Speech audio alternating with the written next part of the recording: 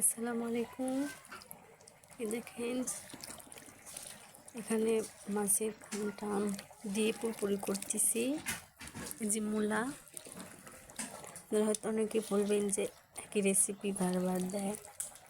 আসলে ভাই আমরা গ্রামে থাকি, তো আমরা মূলা দিয়েও খাই, রকমের সবজি দিয়েও খাই। যখন যেটা আমাদের কাছে ভালো লাগে তখন সেটা দিয়ে খাই।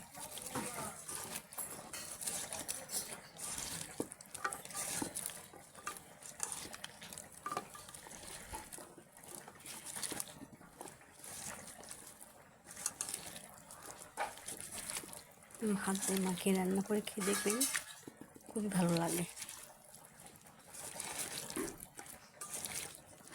আর এখন তো শীত পড়তেছে, আরও ভালো লাগবে।